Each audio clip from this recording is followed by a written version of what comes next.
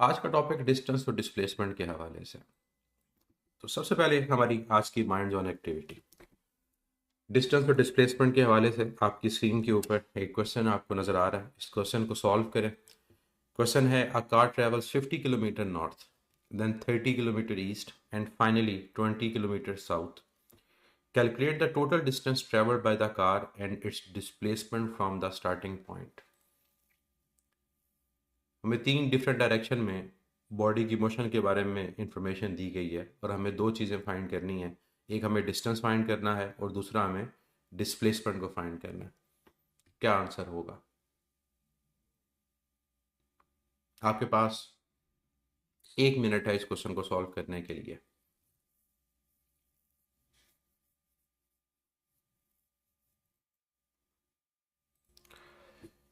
जी, क्या है इस क्वेश्चन का आंसर? अब हम आते हैं इसके सोल्यूशन की तरफ। देखिए, क्वेश्चन की स्टेटमेंट को अगर आप पढ़ें तो क्वेश्चन की स्टेटमेंट में हमारे पास स्टार्ट करते हैं कि अ कार ट्रेवल्स 50 किलोमीटर नॉर्थ। सबसे पहले वो 50 किलोमीटर नॉर्थ की डायरेक्शन में मूव हुआ, फिर 30 kilometre east and finally 20 kilometre south. जो बेस्ट तरीका होता है क्वेश्चंस को सॉल्व करने का, जहाँ पर आपके पास डायरेक्शंस इन्वॉल्व हो, वो ये है कि आप ड्रॉ करो। अब ये ईस्ट वेस्ट नॉर्थ साउथ से रिलेटेड क्वेश्चन है, तो आप यहाँ पर इसको ईस्ट वेस्ट नॉर्थ साउथ को मार्क कर दोगे। तो ये ईस्ट वेस्ट नॉर्थ साउथ। अब यहाँ ड्रॉ करें जिन डायरेक्शन में वो बॉडी मूव कर रही है। सबसे पहले 50 किलोमीटर नॉर्थ, तो ये सबसे पहले 50 किलोमीटर नॉर्थ की तरफ मोशन है। फिर 30 किलोमीटर ईस्ट, उसके बाद वहीं से वो 30 किलोमीटर ईस्ट की तरफ मूव कर गया, तो ये 30 किलोमीटर ईस्ट है। उसके बाद फाइनली 20 किलोमीटर साउथ, उसके बाद उसकी जो मोशन है वहाँ से वो 20 किलोमीटर साउथ की तरफ, मतलब नीचे की तरफ होगी। अब ये तीन हमारे पास उसकी मोशंस हैं। दो चीज़ें फाइंड करनी है, डिस्टेंस और डिस्प्लेसमेंट। अब डिस्टेंस के बारे में अगर आपको चीज़ें याद हैं, हम पढ़ेंगे भी, तो distance total length of the path है। एक बॉडी अपनी मोशन में जितना पाथ लेंथ कवर करती है वो डिस्टेंस होता है। डिस्टेंस हमेशा ऐड होता है, डिस्टेंस कभी सब्ट्रैक्ट नहीं होता। डिस्टेंस हमेशा बढ़ता है। इसका मतलब ये हुआ कि डिस्टेंस फाइंड करना आसान है। 50 प्लस 30 प्लस 20, हम तीनों को ऐड करेंगे तो हमारा आंसर आ जाएगा 100 किलोमीटर। यूनिट कन्वर्जन की बात की, अगर ऑप्शन में मीटर है तो तब कन्वर्ट करेंगे, अगर ऑप्शन में मीटर नहीं है तो हमें कन्वर्ट करने की ज़रूरत नहीं है। अब नेक्स्ट चीज़ डिस्प्लेसमेंट। देखिए, डिस्प्लेसमेंट होता है shortest distance between the two points, initial and final. जो आपका इनिशियल पॉइंट है और जो आपका फाइनल पॉइंट है, इनके दरमियान शॉर्टेस्ट डिस्टेंस। अब इसको फाइंड करने के लिए आपको वेक्टर्स यूज़ करने पड़ेंगे। क्या मतलब? आप 50 किलोमीटर नॉर्थ के तो 20 किलोमीटर साउथ के, ये वेक्टर ऊपर की तरफ है, ये वेक्टर नीचे की तरफ है। इसका मतलब जो नेट डिस्प्लेसमेंट होगी वर्टिकली, वो इन दोनों का डिफरेंस होगा। ये हम आज लेक्चर में बात भी करेंगे। मैं ये चेक करना चाह रहा था कि कितने बच्चे इस रूल को अप्लाई करेंगे। तो इसका मतलब ये हुआ कि 50 किलोमीटर जो अपवर्ड है उसमें से 20 किलोमीटर डाउनवर्ड ये सब्ट्रैक्ट होगा। तो बताएं आंसर क्या आएगा? जब वेक्टर्स के दरमियान एंगल 180 डिग्री होता है तो सब्ट्रैक्शन होती है। तो 50 और 20 का जो डिफरेंस आपके पास आएगा वो कितना आएगा? वो 30 आएगा। इसका मतलब वो टोटल वर्टिकल उसने जो मोशन कवर की है वो 30 किलोमीटर की है। तो 30 किलोमीटर ये है और 30 किलोमीटर ईस्ट की तरफ भी है। तो ये वो दो वेक्टर्स हैं जिनका आपने रिजल्टेंट फाइंड करना है। इसका मतलब ये होगा कि 30 किलोमीटर नॉर्थ और 30 किलोमीटर ईस्ट। अब ये दो वेक्टर रह गए, 30 किलोमीटर नॉर्थ और 30 किलोमीटर ईस्ट। इन दोनों को आपने क्या किया? आप लोगों ने इन दोनों को हेड टू टेल रूल से ऐड कर दिया। जब हेड टू टेल रूल से ऐड किया तो रिजल्टेंट कहाँ से कहाँ होता है? फर्स्ट वेक्टर की टेल से आखिरी वेक्टर के हेड तक। मतलब ये इसकी डिस्प्लेसमेंट है। इनिशियल पॉइंट से वो कितना दूर गया है, ये आपका डिस्प्लेसमेंट वेक्टर है। तो इसको सॉल्व करने के लिए क्या करोगे? Pythagoras theorem. और पैथागोरस थ्योरम के मुताबिक आप base square plus perpendicular square करते हो, तो यहाँ बेस भी 30 है, परपेंडिकुलर भी 30 है। तो 30 का स्क्वायर 900 प्लस 900 अंडर रूट 1800 आपका आंसर होगा। और यूनिट क्या है? किलोमीटर। अब 1800 का अंडर रूट लेना है। आज के लेक्चर के बाद मैं अंडर रूट विदाउट कैलकुलेटर कैसे करते हैं वो मैं अपलोड कर दूंगा ताकि आप उस लेक्चर को देखें। मैं वैसे आपको जनरली बता दूं क्या होगा। अब यहाँ पर इस 1800 को दो पार्ट्स में डिवाइड करो। 100 का अंडर रूट 10 होता है और 18 का अंडर रूट सेपरेट फाइंड करो। 18 का अंडर रूट सेपरेट फाइंड करो तो वो शॉर्टकट इस किस्म का होगा कि 18 है ना, तो 18 को हम लिख सकते हैं 16 प्लस 2। 16 प्लस 2। अब 18 को आपने 16 प्लस 2 लिखा, उसमें 16 का अंडर रूट आपके पास क्या हो जाएगा 4। आगे मैं एक्सप्लेन नहीं कर रहा, अदरवाइज आप कंफ्यूज हो जाएंगे। फिलहाल इसको मैं यहीं पर छोड़ रहा हूँ ताकि आप लेक्चर के बाद उस वीडियो को देखें और फिर खुद से फाइंड करें कि अंडर रूट 1800 का आंसर क्या होगा। एक और चीज़ 1800 को सॉल्व करने का तरीका उस शॉर्टकट के अलावा वो ये है कि आप इसको ब्रेक कर दो। जैसे 18 को लिख सकते हैं 9 इंटू 2 और साथ आपके पास 100, तो 9 का अंडर रूट क्या होगा वो 3 होगा। 100 का अंडर रूट क्या होगा वो 10 होगा, तो ये 30, तो 30 अंडर रूट 2, ये आपके पास आंसर आ गया किलोमीटर में। अंडर रूट 2 क्या होता है? अंडर रूट 2 1.4 होता है, तो 1.4 इंटू 3, 1.4 इंटू 3 आपका आंसर आ जाएगा 4.2, तो 42 किलोमीटर आपका एग्जैक्ट आंसर है। ये भी एक मेथड है, विदाउट कैलकुलेटर आपने इसको फाइंड कर दिया। बिल्कुल 900 इंटू 2 से भी सॉल्व हो जाएगा। क्लियर? कुछ चीज़ें आपको पहले से पता थी, कुछ चीज़ें हमने देखी, लेकिन हमने ये पढ़ना है। आते हैं आज के टॉपिक की तरफ। What is distance and what is displacement? Distance क्या है और डिस्प्लेसमेंट क्या है? जब हम डिस्टेंस की बात करते हैं कि व्हाट इज डिस्टेंस, तो distance is basically length of the path. हमारी गाड़ियों में ऑडोमीटर होता है। हम कहते हैं ना गाड़ी की माइलेज क्या है, गाड़ी कितनी चल गई है या बाइक कितनी चल गई है, वो गाड़ी में ऑडोमीटर है और वो हमेशा बढ़ता है। गाड़ी हमेशा 0 मीटर नहीं रहती, वो हमेशा बढ़ता है क्योंकि वो डिस्टेंस को मेजर करता है। तो अगर हम घर से निकले किसी काम के वापस आ गए तो डिस्टेंस जाने का और आने का दोनों क्या क्या होगा, ऐड हो जाएगा और वो टोटल जो ऑडोमीटर के ऊपर डिस्टेंस है वो शो कर देगा। तो डिस्टेंस के बारे में किसी भी तरह का डाउट नहीं रखना कि डिस्टेंस कभी सब्ट्रैक्ट होता है, डिस्टेंस हमेशा ऐड होता है। And what is distance? Distance is the length of the actual path, कि जो भी पाथ हम कवर कर रहे हैं ये उसकी हमारे पास लेंथ होती है। टोटल लेंथ भी कह सकते हो, इससे कोई फर्क नहीं पड़ता। तो लेंथ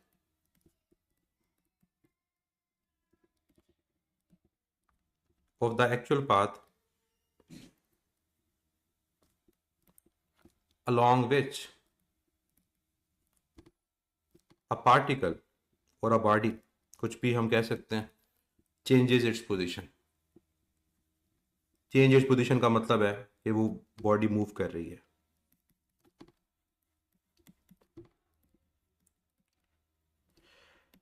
जबकि हम डिस्प्लेसमेंट को अगर देखें कि डिस्प्लेसमेंट हमारे पास क्या है, तो डिस्प्लेसमेंट होता है shortest distance between the 2 points. मतलब ये आपको राइट साइड पे जो डायग्राम नजर आ रही है, इस डायग्राम में अगर मैंने डिस्टेंस को लेबल करना है तो बॉडी अगर ये कर्व पाथ को फॉलो कर रही है तो इस कर्व पाथ के अंदर अगर मैं इस कर्व पाथ की लेंथ को फाइंड कर लेता हूँ, ये इस कर्व पाथ की लेंथ है, तो ये आपके पास क्या होगा, ये सिंपली डिस्टेंस होगा।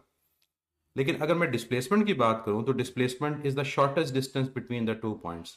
तो ए और बी के दरमियान शॉर्टेस्ट डिस्टेंस क्या है? शॉर्टेस्ट डिस्टेंस एक स्ट्रेट लाइन। इसका मतलब जब भी हमने डिस्प्लेसमेंट को फाइंड करना होता है तो हमने इनिशियल पॉइंट और फाइनल पॉइंट के दरमियान एक वेक्टर ड्रॉ करना होता है। सिंपल तरीका, उस वेक्टर की टेल इनिशियल पॉइंट पर होगी, उस वेक्टर का हेड फाइनल पॉइंट पर होगा, और जब हम उस वेक्टर को ड्रॉ करेंगे तो जो उस वेक्टर की हमारे पास लेंथ होगी वो किस चीज़ को शो कर रही होगी, वो लेंथ हमारे पास डिस्प्लेसमेंट को शो कर रही होगी। तो इसलिए डिस्प्लेसमेंट के बारे में जब हम डिफाइन करते हैं कि व्हाट इज डिस्प्लेसमेंट, तो displacement is the shortest distance. कि मतलब अगर आप ए पॉइंट से बी पॉइंट पे जा रहे हैं तो उन दोनों के दरमियान एक शॉर्टकट अडॉप्ट करते हुए जो कम से कम फासला होगा वो क्या होगा? तो shortest distance between initial and final position. और क्या है शॉर्टकट मेथड, क्या है? इनिशियल पॉइंट से लेकर फाइनल पॉइंट तक एक सीधी लाइन ड्रॉ कर दो, एक वेक्टर ड्रॉ कर दो, तो वो जो स्ट्रेट लाइन आपने ड्रॉ की वो एक यूनिक बात है। वो एक से ज़्यादा नहीं हो सकते, स्ट्रेट लाइन एक ही होगी उन दोनों के दरमियान। तो वो जो स्ट्रेट लाइन आपने ड्रॉ की है उसकी लेंथ हमें डिस्प्लेसमेंट की मैग्नीट्यूड के बारे में इंफॉर्मेशन देगी। इसके अलावा डिस्प्लेसमेंट को कैसे डिफाइन करते हैं? इसके अलावा डिस्प्लेसमेंट को डिफाइन किया जाता है कि displacement is the change in position of a particle in a particular direction. अगर आप लेफ्ट साइड पे डिस्टेंस की डेफिनेशन को देखो तो वहां पर कोई पर्टिकुलर डायरेक्शन नहीं है, वहां सिंपली ये है कि बॉडी हमारे पास क्या कर रही है, मूव कर रही है, अपनी पोजीशन को चेंज कर रही है और हम उसकी लेंथ ऑफ द पाथ को फाइंड कर रहे हैं। लेकिन राइट साइड के ऊपर जब हम डिस्प्लेसमेंट को डिफाइन करते हैं तो डिस्प्लेसमेंट के बारे में हम ये बात करते हैं कि डिस्प्लेसमेंट पोजीशन का चेंज है लेकिन एक पर्टिकुलर डायरेक्शन में। जैसे माइंड्स ऑन एक्टिविटी में अगर मैं आपसे क्वेश्चन पूछूं कि बॉडी की डिस्प्लेसमेंट तो ठीक है √1800 किलोमीटर है, लेकिन वो किस डायरेक्शन में है, तो क्या आप वो डायरेक्शन आइडेंटिफाई कर सकते हैं? क्योंकि वो एक पर्टिकुलर डायरेक्शन है।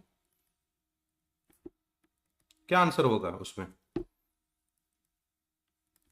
जब हमने नॉर्थ और ईस्ट के वेक्टर को ऐड किया था तो हमारा जो रिजल्टेंट आया था वो रिजल्टेंट किन के दरमियान था? वो नॉर्थ और ईस्ट के दरमियान था। तो हमारी जो डायरेक्शन वहां पर आ रही है इस वेक्टर को देखते हुए, ये रिजल्टेंट है, वो क्या आ रही है? वो डायरेक्शन हमारे पास आ रही है नॉर्थ ईस्ट। तो डिस्प्लेसमेंट हमेशा पर्टिकुलर डायरेक्शन में होती है। नेक्स्ट पॉइंट, अब आप इसका आंसर दे सकते हैं कि कौन स्केलर है कौन वेक्टर है।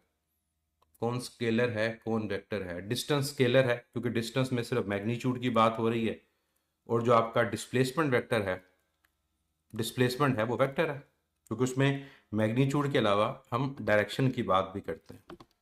तो distance is a scalar quantity, we only discuss about magnitude, number की बात करते हैं। जबकि जब हम डिस्प्लेसमेंट को देखते हैं तो हम डायरेक्शन को इग्नोर नहीं करते, क्योंकि अगर डायरेक्शन को इग्नोर कर देंगे वो डिस्टेंस है। तो ये वेक्टर है, यहाँ मैग्नीट्यूड तो होगी लेकिन एक पर्टिकुलर, एक यूनिक डायरेक्शन भी इन्वॉल्व होगी।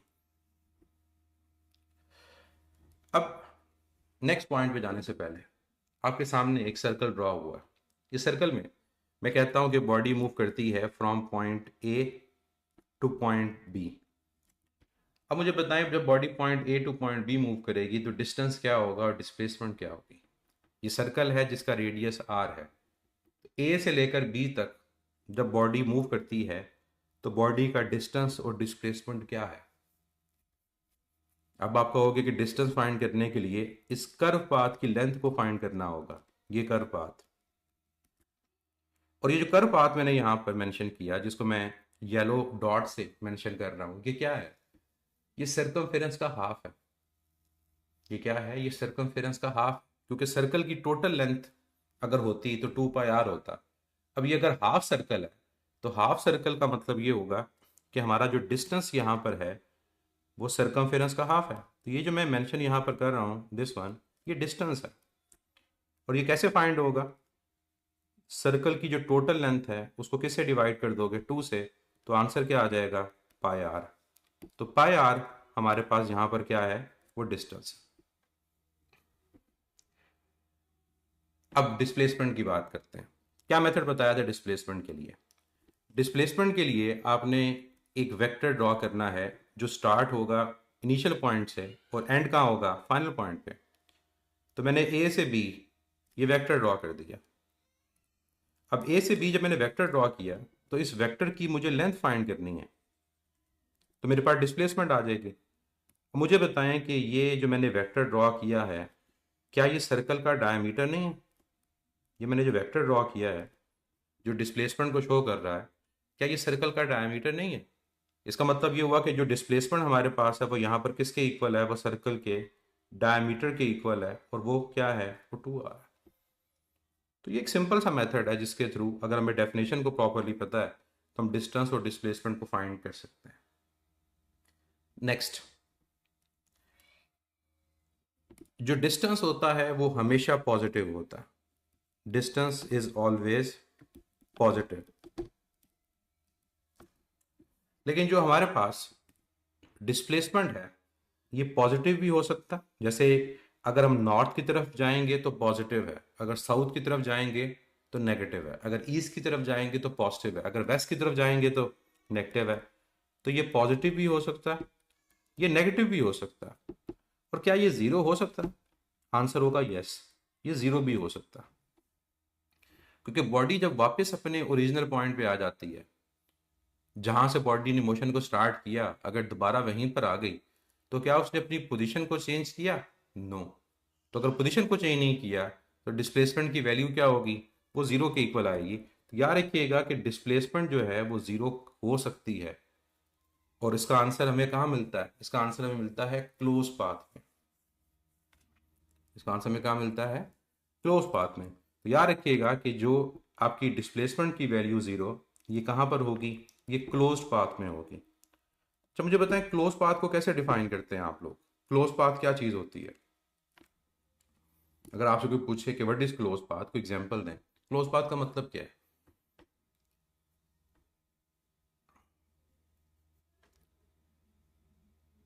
क्लोज पाथ का मतलब क्या है? एग्जाम्पल बिल्कुल ठीक है, सर्कुलर मोशन, इनिशियल और फाइनल पोजीशन सेम हो, बिल्कुल ठीक। तो क्लोज पाथ का मतलब हमारे पास ये होता है कि अगर हमारे पास इनिशियल और फाइनल पॉइंट वो क्या हो, वो सेम हो। तो एग्जाम्पल क्या क्या आपके माइंड में आती है? सर्कुलर मोशन हो गई, और अगर इनिशियल पॉइंट और जो फाइनल पॉइंट है वो सेम है तो ये क्लोज पाथ है।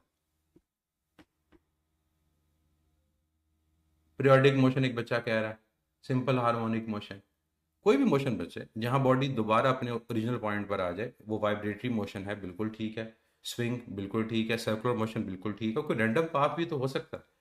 आप सुबह घर से निकले, किसी कॉलेज गए, कॉलेज से वापस आ गए, आपका क्लोज पाथ है। अब इसमें कोई पीरियोडिक होना ज़रूरी तो नहीं है, कोई कर पाथ भी तो हो सकता है। तो कोई भी इनिशियल और फाइनल पॉइंट अगर सेम हो किसी मोशन के अंदर तो हमारे पास वो क्लोज पाथ कहलाएगा। और क्लोज पाथ में डिस्प्लेसमेंट की वैल्यू वो ज़ीरो होती है।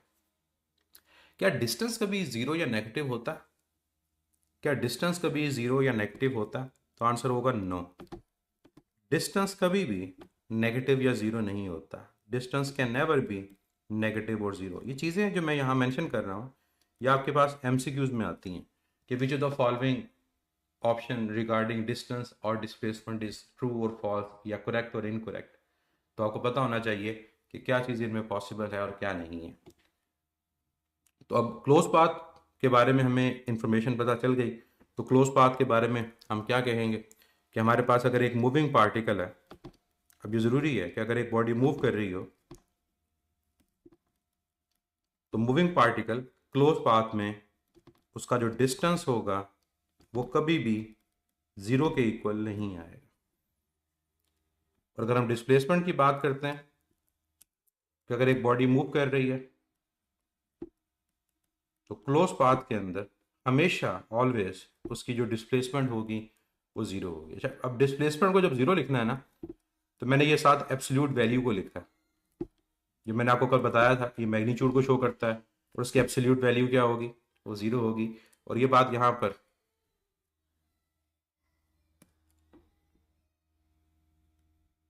याद रखिएगा, यहाँ पर क्या आएगा? That is always equal to zero, हमेशा ज़ीरो होगा। Next point. अच्छा मुझे 2 मिनट बच्चे दीजिएगा, मैं 2 से 5 मिनट में आता हूँ, फिर हम क्लास को आगे कंटिन्यू करते हैं। चलिए नेक्स्ट पॉइंट की बात करते हैं। नेक्स्ट पॉइंट हमारे पास क्या आता है कि डिस्टेंस और डिस्प्लेसमेंट इंक्रीज और डिक्रीज करने के हवाले से। तो डिस्टेंस के बारे में याद रखिएगा कि डिस्टेंस हमेशा आपके पास इंक्रीज करता है। Distance always increase with time. कोई ऐसी पॉसिबिलिटी नहीं है जिसमें हमारे पास जो डिस्टेंस होगा वो डिक्रीज करेगा। इसका मतलब अगर कभी डिस्टेंस टाइम ग्राफ बनाओ और आपको कहा जाए कि कौन सा ग्राफ डिस्टेंस के हवाले से इनकोरेक्ट है, तो वो ग्राफ जिसमें डिस्टेंस डिक्रीज कर रहा हो वो गलत है। डिस्टेंस कभी डिक्रीज नहीं करता।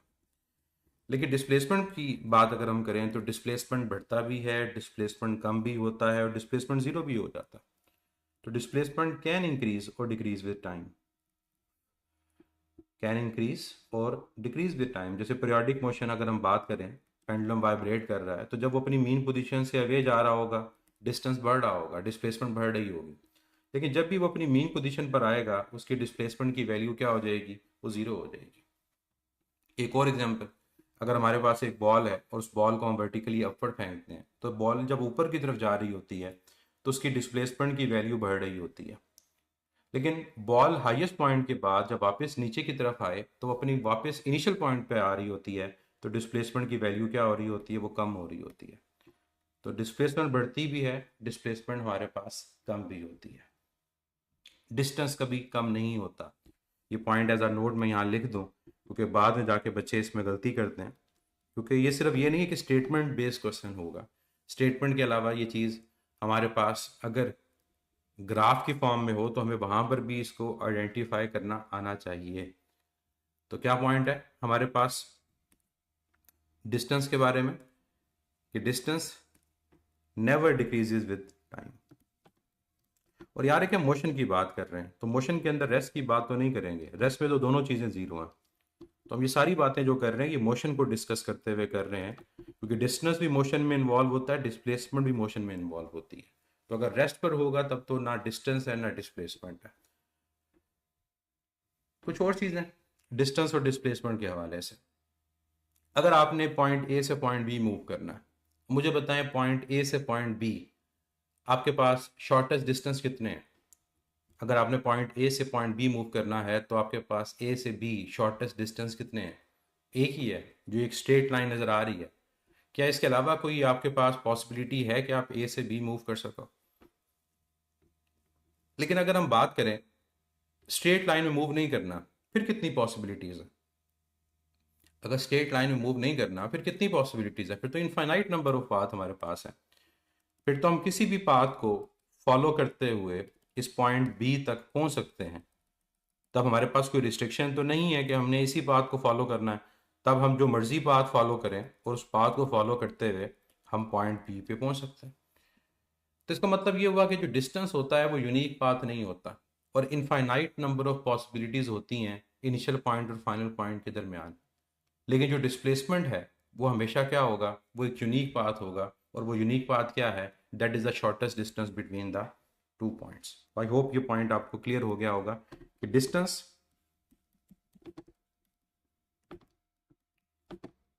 is not a unique path. Distance is not a unique path। और इस not a unique path का मतलब क्या है? इसका मतलब ये है कि we have infinite number of possibilities या infinite number of paths किनके दरमियान, between initial and final point या starting and ending point। दूसरी तरफ अगर हम डिस्प्लेसमेंट की बात करते हैं, तो डिस्प्लेसमेंट के बारे में क्या मैंने कहा था कि displacement is always a unique path. तो ये चीज़ अगर क्लियर हो गई है तो कभी भी बच्चा डिस्प्लेसमेंट में गलती नहीं करता, क्योंकि डिस्प्लेसमेंट के लिए यूनिक पाथ क्या है, शॉर्टेस्ट डिस्टेंस। और शॉर्टेस्ट डिस्टेंस के लिए वो क्या करेगा, वो हमारे पास एक स्ट्रेट लाइन ड्रॉ करेगा। तो स्ट्रेट लाइन तो दो पॉइंट के दरमियान एक ही होती है। तो जिन बच्चों को डिस्प्लेसमेंट फाइंड करते हुए मसला होता है, उनको मेरी जो सजेशन है वो ये है कि जब भी आपने डिस्प्लेसमेंट को फाइंड करना है तो आपने इनिशियल पॉइंट और फाइनल पॉइंट के दरमियान एक सीधी लाइन ड्रॉ कर देनी है। और वो जो स्ट्रेट लाइन आप ड्रॉ करोगे, उस स्ट्रेट लाइन की लेंथ अगर आपने फाइंड कर ली तो वो आपके पास सिंपली क्या होगा, वो डिस्प्लेसमेंट की मैग्नीट्यूड होगी। क्या डिस्प्लेसमेंट हमें नेचर ऑफ पाथ की इंफॉर्मेशन देता है? क्या डिस्प्लेसमेंट हमें नेचर ऑफ पाथ के बारे में कोई इन्फॉर्मेशन देता है? कि मतलब फर्ज करो मैं ए से बी मूव मैंने किया, मैंने स्ट्रेट लाइन ड्रॉ कर दी। अब स्ट्रेट लाइन यहाँ मेरी डिस्प्लेसमेंट को शो कर रहा है, लेकिन क्या मैं यहाँ से ये जज कर सकता हूँ कि बॉडी का पाथ क्या था? नो, बॉडी का पाथ मैं जज नहीं कर सकता। तो ये पॉइंट एज अ नोट मैं यहाँ मेंशन कर रहा हूँ, ये याद आपने रखनी है ये बात कि displacement does not give any idea. अब ये क्वेश्चन आपसे एमसीक्यू में पूछा जा सकता है कि कौन सी ऑप्शन करेक्ट है, कौन सी ऑप्शन इनकरेक्ट है। तो डिस्प्लेसमेंट हमें कोई आइडिया नहीं देता, any idea about nature of path, वो स्ट्रेट था, कर्व था, सर्कुलर था, कुछ हमें नहीं पता चलेगा। हम बस ये बता सकते हैं कि शॉर्टेस्ट डिस्टेंस वो क्या है। ये पॉइंट सारे क्लियर हो गए।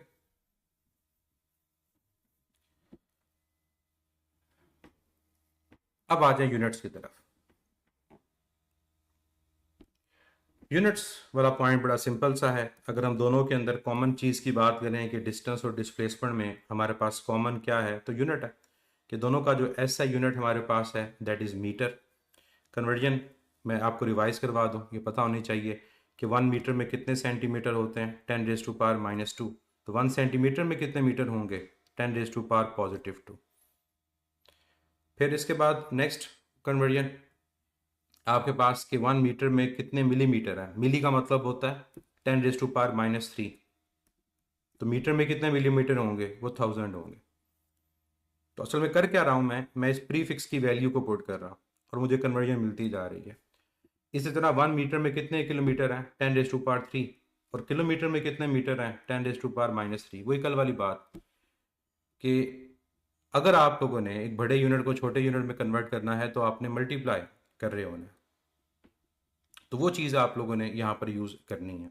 तो मैं यहाँ पर गलती सॉरी कर गया। 1 मीटर में आपके पास 100 सेंटीमीटर मल्टीप्लाई करना है, मैं डिवाइड कर गया। इसी तरह से 1 मीटर में 1000 मिलीमीटर और नीचे आपके पास क्या आएगा, सेंटी की वैल्यू पुट करेंगे तो ये -2 और -3 आएगा। फिर 1 मीटर में 10⁻³ किलोमीटर और 1 किलोमीटर में 1000 मीटर। मीटर में फीट कितने होते हैं, मीटर में फीट कितने होते हैं 1 मीटर में, 3.3। तो कहीं पर अगर आपको कन्वर्जन करनी पड़ जाए मीटर को फीट में तो ये आपको आइडिया रखना है कि 3.3 फीट। तो बहुत कम चांस होता है ऐसा कि फीट के अंदर आपके पास ऑप्शन हो, तो अगर हो तो ये कन्वर्जन कर सकते हैं। बहुत सारा हमारे पास ऐसे क्वेश्चन नहीं मिलते हमें अपने पास पेपर्स में जहाँ पर वो मीटर के अंदर ऑप्शन दे रहा होता, सॉरी फीट के अंदर ऑप्शन दे रहा होता या यार्ड में दे रहा होता। तो कॉमन चीज़ हमने यहाँ पर क्या देखी कि दोनों का जो ऐसा यूनिट है वो क्या है, वो मीटर है। बाकी यूनिट्स की कन्वर्जन हमें पता होनी चाहिए। क्या इंच को कन्वर्ट कर लेंगे, इंच को अगर आपको कन्वर्ट करना पड़े मीटर में तो कन्वर्ट कर लेंगे।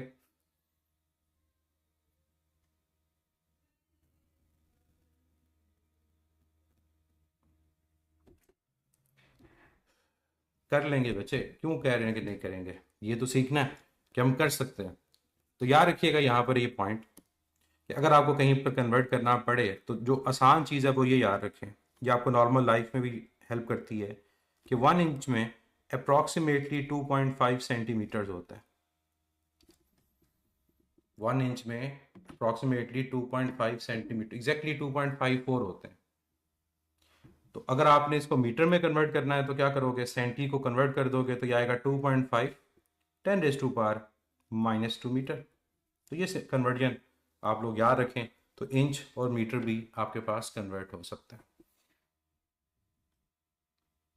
रिवर्स इसके याद रखना है तो रिवर्स में बता देता हूं कि 1 मीटर फिर किसके इक्वल होगा, 1 मीटर इक्वल होगा 1/2.5 10⁻⁻² इंच। ये इसकी रिवर्स कन्वर्जन होगी। चलते हैं नेक्स्ट पॉइंट पे। डिस्टेंस और डिस्प्लेसमेंट के दरमियान हमारे पास रिलेशनशिप क्या है, what is the relationship between distance and displacement. कोई आप में से बताना चाहे, क्या दोनों इक्वल होते हैं, क्या डिस्टेंस हमेशा ग्रेटर होता है या डिस्प्लेसमेंट हमेशा ग्रेटर होता है। डिस्टेंस और डिस्प्लेसमेंट के दरमियान क्या रिलेशनशिप है, क्या डिस्टेंस कभी डिस्प्लेसमेंट से लेसर होता है, कोई ऑप्शन ऐसी, क्या डिस्टेंस कभी डिस्प्लेसमेंट से लेसर होता है, नो कभी नहीं होता। तो डिस्टेंस और डिस्प्लेसमेंट में जो रिलेशन है वो ये है कि डिस्टेंस या तो डिस्प्लेसमेंट से ग्रेटर होगा या इक्वल होगा, ये दो पॉसिबिलिटीज है। यहाँ मैं साथ मेंशन कर दूं स्पेसिफिकली, ये चीज़ आपने याद रखनी है कि जो डिस्टेंस होता है वो कभी भी डिस्प्लेसमेंट से लेसर नहीं हो सकता। अब जितनी मर्जी पॉसिबिलिटीज निकाल लें, इक्वल हो सकता है, डिस्टेंस लेसर नहीं हो सकता। अब मैं आपको कुछ एग्जांपल्स नीचे देता हूं कब इक्वल होता है और कब ग्रेटर है।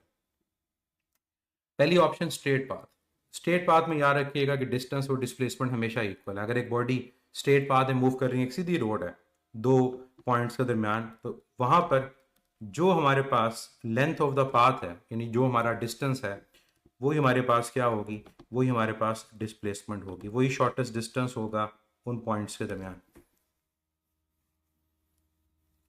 तो स्ट्रेट पाथ में हमें क्या चीज़ पता चली कि स्ट्रेट पाथ के अंदर डिस्टेंस और डिस्प्लेसमेंट की मैग्नीट्यूड ये इक्वल होता है। अगर एक बॉडी नॉर्थ की तरफ मूव कर रही है तो एक फिक्स डायरेक्शन है, तो जो उसका डिस्टेंस है वही उसकी डिस्प्लेसमेंट है। और वन डायमेंशनल मोशन जो होती है, वन डायमेंशन एक डायरेक्शन में, उसमें इक्वल ही होंगे ना, एक डायरेक्शन में बॉडी मूव कर रही है। लेकिन जब क्लोज पाथ की बात करेंगे, वो क्लोज पाथ हमारे पास चाहे सर्कुलर हो, चाहे हमारे पास एक पेंडुलम है जो अपनी मीन पोजीशन के अबाउट वाइब्रेट कर रहा है, तो जब भी वो अपनी एक वाइब्रेशन कंप्लीट करेगा वो उसका क्लोज पाथ होगा। तो उस क्लोज पाथ के अंदर हमारे पास डिस्प्लेसमेंट की वैल्यू क्या होगी, वो जीरो होगी, लेकिन डिस्टेंस जीरो नहीं होगा। तो क्लोज पाथ में डिस्टेंस जीरो के इक्वल नहीं होगा, लेकिन जो डिस्प्लेसमेंट की मैग्नीट्यूड होगी वो हमेशा क्या होगी, वो जीरो होगी। जैसे सर्कुलर मोशन के केस में अगर बॉडी ने अपनी मोशन को स्टार्ट ए से किया और दोबारा ए पर आ गई, तो अगर आपसे क्वेश्चन पूछा जाए कि डिस्टेंस क्या है, आप कहोगे डिस्टेंस सर्कमफेरेंस है, length of the path 2πr। लेकिन डिस्प्लेसमेंट क्या है, आपका आंसर होगा वो डिस्प्लेसमेंट जीरो है। वाइब्रेटरी मोशन, पेंडुलम वाइब्रेट कर रहा है, यहां से चला था, दोनों एक्सट्रीम पोजीशन से होकर वापस यहीं पर आ गया। क्वेश्चन पूछा एग्जामिनर ने, बताएं डिस्टेंस क्या है, तो आपका डिस्टेंस क्या होगा, आपका डिस्टेंस होगा 4 टाइम्स एम्पलीट्यूड।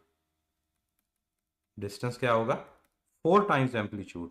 कि एक दफा जाते हुए, एक दफा आते हुए, फिर एक दफा जाते हुए, फिर एक दफा आते हुए, चारों को ऐड करोगे। लेकिन जब यहां डिस्प्लेसमेंट का क्वेश्चन आए तो आपका डिस्प्लेसमेंट क्या है, वो जीरो है। थर्ड एग्जांपल थोड़ी डिफरेंट लेते हैं। अब इसमें मुझे आप लोगों ने आंसर बताना है। एक इक्विलेटरल ट्राइंगल है, और इक्विलेटरल ट्राइंगल का मतलब है कि उसकी तीनों साइड्स इक्वल हैं और उसकी लेंथ मैं कह देता हूं कि एक्स के इक्वल है। बॉडी मूव करती है ए से बी और फिर बी से सी। बताओ डिस्टेंस और डिस्प्लेसमेंट की वैल्यू क्या है। एक इक्विलेटरल ट्राइंगल है जिसकी साइड की लेंथ एक्स है, बॉडी मूव करती है ए से बी और फिर बी से सी। अब बताएं डिस्टेंस क्या है और डिस्प्लेसमेंट क्या है।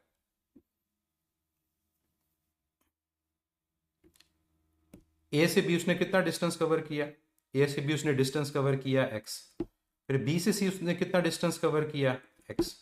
तो डिस्टेंस तो हमेशा ऐड होता है, एक्स ए से बी, एक्स बी से सी, हमारा आंसर आ जाएगा 2 टाइम एक्स। डिस्प्लेसमेंट क्या है,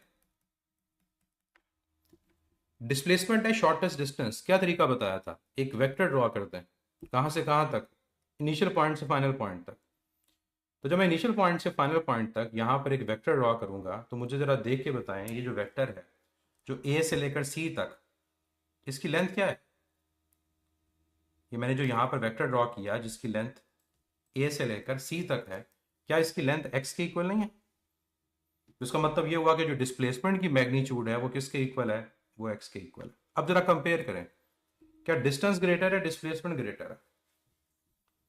क्या डिस्टेंस ग्रेटर है या डिस्प्लेसमेंट ग्रेटर है। आपका आंसर है कि डिस्टेंस ग्रेटर है डिस्प्लेसमेंट से। तो डिस्टेंस हमेशा डिस्प्लेसमेंट से ग्रेटर होता है या इक्वल होता है, कभी लेसर नहीं होगा। आप जितनी मर्जी एग्जांपल्स और बना लें, ये चीज इसी तरह से रहेगी।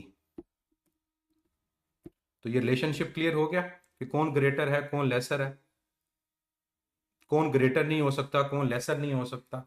अगर इस तरह का क्वेश्चन आपके पास आए तो अब आप उसको सॉल्व कर सकते हैं।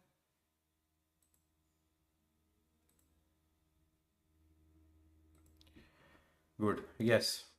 चले नेक्स्ट पॉइंट पे चलते हैं। नेक्स्ट पॉइंट अब आप के ऊपर है। अब आपने कुछ एक दो क्वेश्चंस को सॉल्व करना है। क्वेश्चन को समझिएगा और फिर उसके बाद उसको सॉल्व कीजिएगा।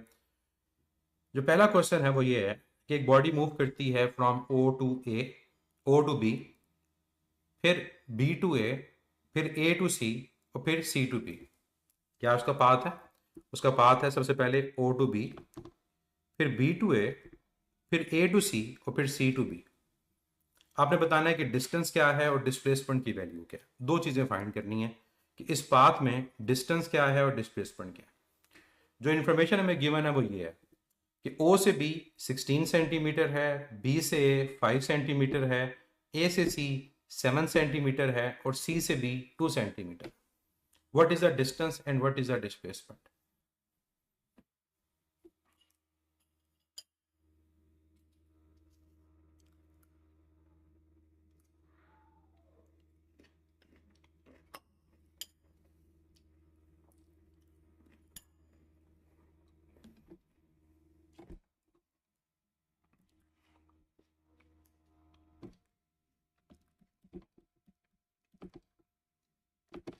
जी बच्चे ने कहा डिस्टेंस 30 सेंटीमीटर, बिल्कुल करेक्ट। डिस्टेंस तो ऐड होगा ना कि O से B कितना है 16, फिर B से A कितना है 5, फिर A से C कितना है 7 और फिर C से B वो कितना है वो 2।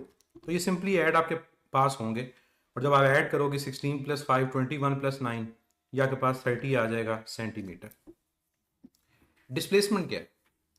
डिस्प्लेसमेंट के लिए आपको वेक्टर ड्रॉ करना पड़ेगा और उस वेक्टर की टेल ए पर होगी और उस वेक्टर का हेड बी पर होगा। तो अगर आप ये ओ से लेकर बी तक, क्योंकि ओ आपका इनिशियल पॉइंट है और बी आपका फाइनल पॉइंट है, इस डिस्टेंस को फाइंड कर लेंगे तो ये आपके पास क्या है? ये आपके पास इसकी डिस्प्लेसमेंट है।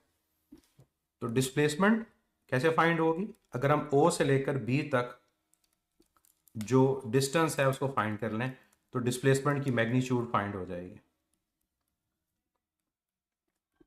अब बताएं ओ से बी कैसे फाइंड होगा? ओ से बी, क्या ओ से बी हमें डायरेक्टली गिवन है? आंसर है यस, तो ये हमारा आंसर होगा। ओ से बी 16 सेंटीमीटर, कुछ भी ऐड सब्ट्रैक्ट करने की जरूरत नहीं है। तो सिंपल क्वेश्चन है। अगर आपसे डायरेक्शन पूछी जाती क्या ये 16 सेंटीमीटर राइट है लेफ्ट है, आप बता सकते हैं। आपने जब वेक्टर ड्रॉ किया तो पता चल गया कि ये 16 सेंटीमीटर राइट डायरेक्शन है, राइट भी लिख सकते हैं, इसकी जगह पॉजिटिव एक्स एक्सिस भी लिख सकते हैं और इवन इसकी जगह पर ऑप्शन के अंदर ईस्ट भी लिखा जा सकता है, तीनों करेक्ट होंगे। और पॉजिटिव एक्स एक्सिस की जगह अगर मैं यहाँ आई यूनिट वेक्टर लिखूं तब भी करेक्ट होगा। सी को क्यों ऐड करेंगे जब बॉडी की इनिशियल पॉइंट कौन सा है? इनिशियल पॉइंट ओ है और जो फाइनल पॉइंट है वो क्या है? वो बी है। तो आपने ओ से बी तक उसका देखना है कि टोटल डिस्टेंस क्या है। सी तो इन्वॉल्व ही नहीं होगा। तो ओ से बी कितना फासला?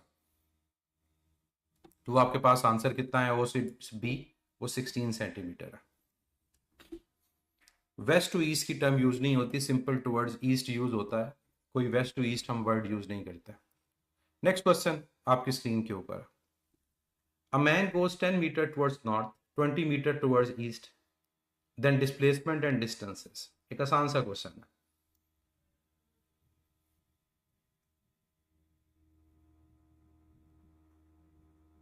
और आपने मुझे यहाँ डायरेक्शन भी बतानी है कि डायरेक्शन क्या है।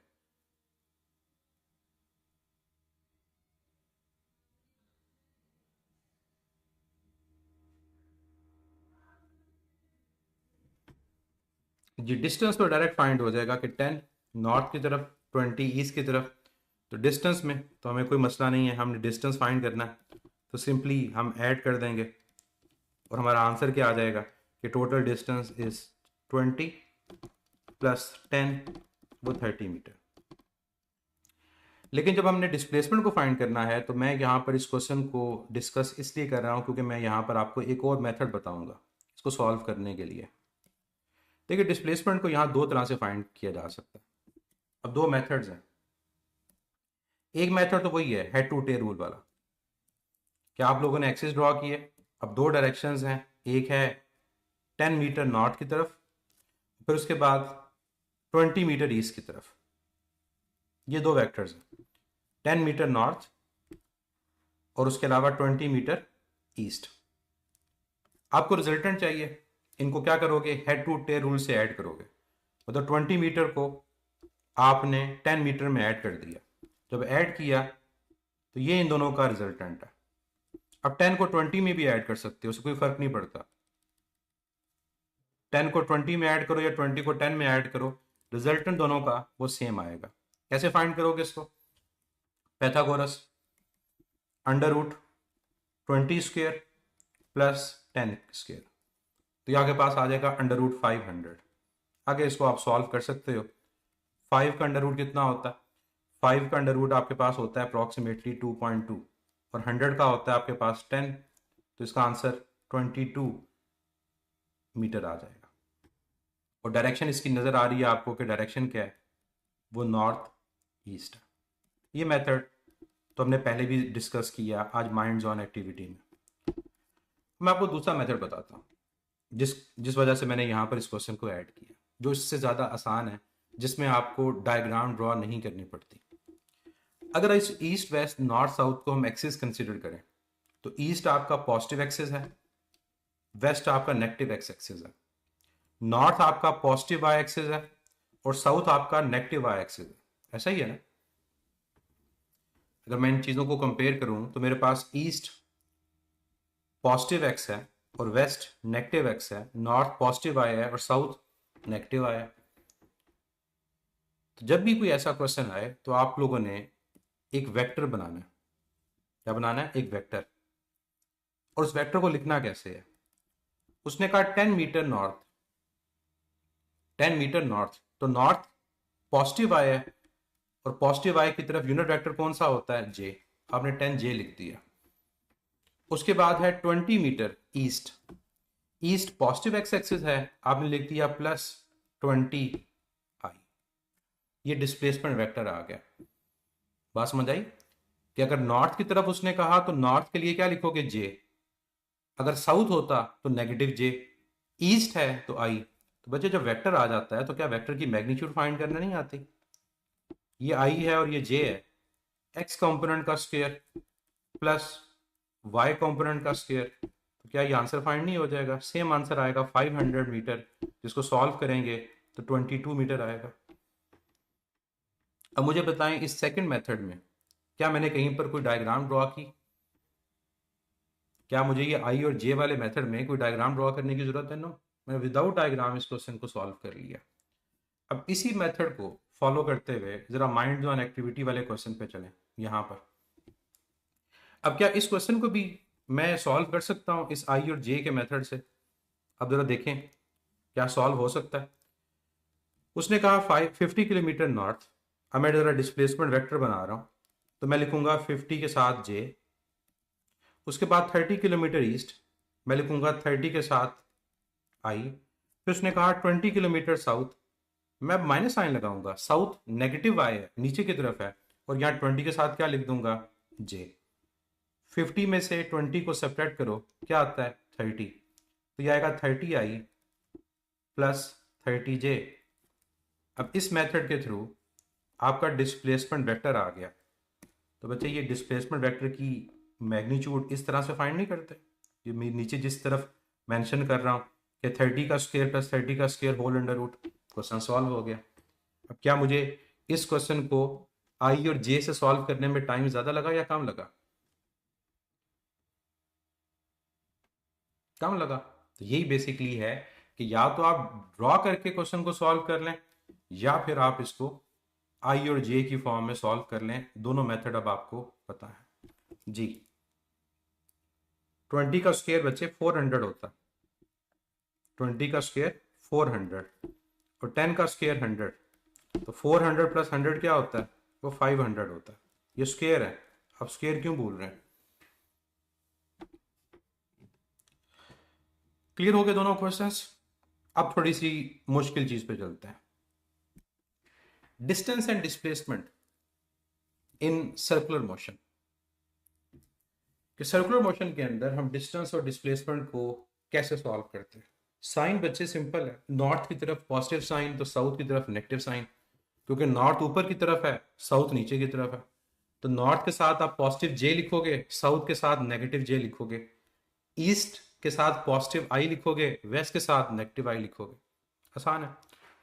अब डिस्टेंस और डिस्प्लेसमेंट को सर्कुलर मोशन में कैसे फाइंड किया जाता है, हम इसको क्वेश्चंस की फॉर्म में डिस्कस करेंगे।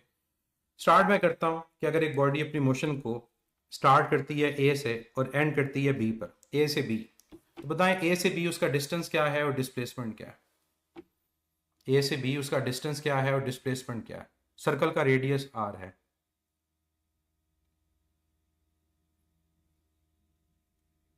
अब मुझे बताएं ए से बी ये सर्कल का कौन सा पार्ट है? सर्कल का फोर्थ पार्ट है। अगर आपके पास ए से बी ये सर्कल का फोर्थ पार्ट है तो आप क्या करोगे? आप सर्कमफेरेंस को 4 पार्ट्स में डिवाइड कर दोगे।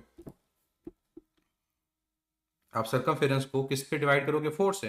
तो ये चीज आप लोगों ने जज करनी है कि अगर एक बॉडी ए से बी मूव कर रही है तो हमारे पास ये जो ए से बी है ये डिस्टेंस फाइंड करने के लिए मुझे क्या करना पड़ेगा? मुझे सर्कमफेरेंस को 4 पार्ट्स में डिवाइड करना पड़ेगा क्योंकि ये डिस्टेंस है।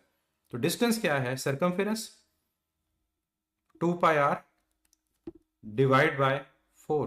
तो आपका आंसर क्या आ जाएगा? वो पाई आर बाय 2 आ जाएगा। क्लियर? डिस्प्लेसमेंट कैसे फाइंड होगी? डिस्प्लेसमेंट के लिए आपको वेक्टर ड्रॉ करना पड़ेगा जिसकी टेल पॉइंट ए पर और हेड कहां होगा? पॉइंट बी पर होगा। अब मैंने जब ये वेक्टर ड्रॉ किया, अब मुझे इस वेक्टर की अगर लेंथ पता चल गई तो मेरी डिस्प्लेसमेंट फाइंड हो जाएगी।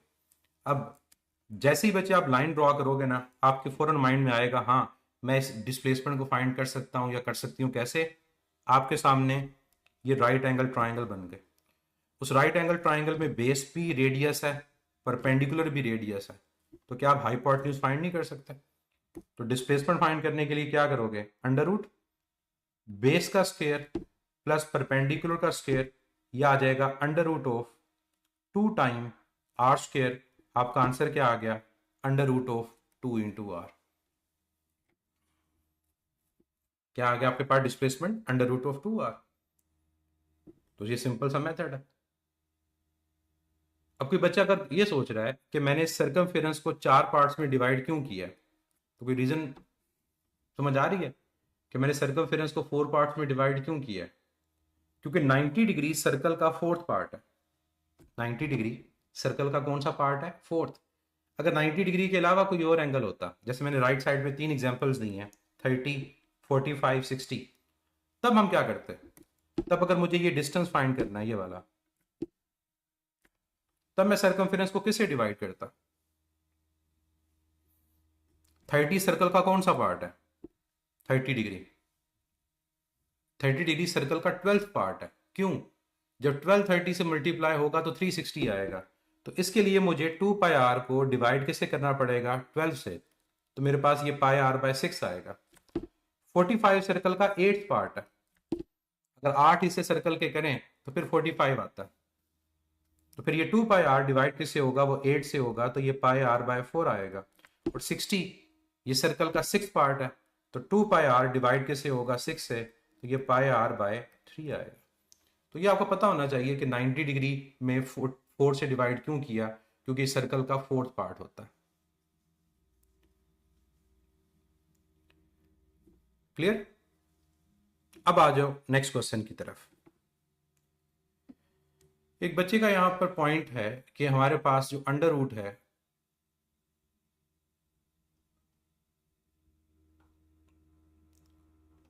2r, वो कैसे आया? बच्चे r square plus r square 2r square. अब 2 के ऊपर अंडर रूट अलहदा है, आर स्क्र के ऊपर अंडर रूट अलहदा है। आर स्क्र का अंडर रूट कैंसिल हो जाएगा तो इस वजह से ही अंडर रूट 2r आएगा, जिसको आप अंडर रूट 2r के अलावा 1.4r भी लिख सकते हो, क्योंकि अंडर रूट 2 की वैल्यू आपके पास 1.4 होती है। इनके क्या शॉर्टकट्स हैं, क्या फार्मूलाज हैं, मैं बताऊंगा। फिलहाल मेथड को समझे ताकि मेथड आपको पता हो। बच्चे पार्ट्स वाला ये है कि अगर आपको 30 डिग्री एंगल गिवन हो और आपको ये लेंथ फाइंड करनी है जो सर्कमफेरेंस का कौन सा पार्ट होगा, तो 30 डिग्री सर्कल का 12th पार्ट होता है। तो सर्कमफेरेंस को 12 से डिवाइड करोगे। 45 8th पार्ट होता है, तो सर्कमफेरेंस को 8 पार्ट में डिवाइड करोगे।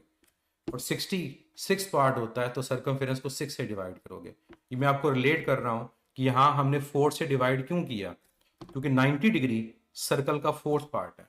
तो सर्कमफेरेंस के 4 हिस्से करेंगे तो 90 डिग्री तक डिस्टेंस की वैल्यू फाइंड हो जाएगी। डिस्प्लेसमेंट का सेम क्या रहेगा? क्वेश्चन कंप्लीट पूछें। अब आ जाए नेक्स्ट की तरफ। अगर आपके पास सेमी सर्कल हो, ऊपर तो क्वार्टर सर्कल था ना, क्योंकि क्वेश्चन दोनों तरह से हो सकता है। ये ना सोचिएगा कि बस ये लिखा होगा कि बॉडी ए से बी मूव करे। वो आपको डायग्राम के बगैर पूछ सकता है कि अगर एक क्वार्टर सर्कल है 1/4 ऑफ अ सर्कल, तो उस क्वार्टर सर्कल के अंदर अगर रेडियस सर्कल का आर है तो डिस्टेंस क्या है और डिस्प्लेसमेंट क्या है, और इवन वो रेडियस की वैल्यू दे सकता है, सॉल्व करने को दे सकता है। अब आगे आ जाते हैं, अगर आपके पास क्वार्टर सर्कल की जगह सेमी सर्कल हो तो फिर क्या होगा, हाफ सर्कल। ये हमने ऊपर क्वेश्चन किया है, मैं एक्सपेक्ट करूंगा कि आप जल्दी से मुझे इन दोनों क्वेश्चन के आंसर दे सकते हैं।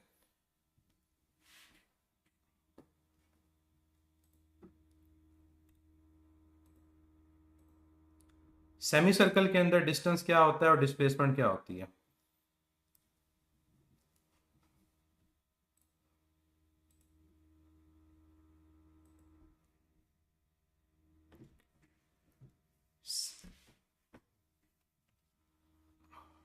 जी, सेमी सर्कल के अंदर हमारा जो डिस्टेंस होगा वो होगा सर्कमफेरेंस का हाफ। अब 2 पाई आर को 2 से डिवाइड किया, क्योंकि 180 डिग्री सर्कल के सेकंड पार्ट होता, तो ये पाई आर आएगा। और डिस्टेंस क्या आएगा? डिस्टेंस हमारे पास आएगा दिस वन, ये शॉर्टेस्ट हमारे पास डिस्टेंस है इन दोनों के दरमियान। तो ये आपके पास क्या है, ये आपके पास इसकी डिस्प्लेसमेंट है। और ये किसके इक्वल होगा? सर्कल के डायमीटर के। और डायमीटर किसके इक्वल होता है? वो 2 टाइम्स आर के इक्वल होता है। अब ये जो मेथड आपके पास है, इसमें आपको वेक्टर ड्रॉ करना पड़ता है, वेक्टर ड्रॉ करके सॉल्व करना पड़ता है। जैसे एक बच्चे का क्वेश्चन था कि 30, 60 और 45 में डिस्प्लेसमेंट क्या होगा, तो मुझे फिर उसके लिए एक शॉर्टकट है, क्योंकि अगर 30, 60 गिवन होगा तो फिर आपको प्रॉपर वेक्टर डायग्राम ड्रॉ करके उस शॉर्टकट लेंथ को फाइंड करना पड़ता है, और वो अच्छा खासा टाइम लेता है। तो फिर यहाँ टीचर रिकमेंड ये करते हैं कि आप शॉर्टकट्स को याद रखें। तो मैं आपको 2 शॉर्टकट्स बताने लगा हूँ, किसके लिए? सर्कुलर मोशन के लिए। तो ये पर्टिकुलरली याद रखिएगा कि ये दोनों जो शॉर्टकट्स हैं ये आपके पास सर्कुलर मोशन से रिलेटेड है। ये नहीं है कि आप हर जगह इसको अप्लाई करेंगे, ये सिर्फ और सिर्फ आप सर्कुलर मोशन में अप्लाई करेंगे। डिस्टेंस का शॉर्टकट क्या है?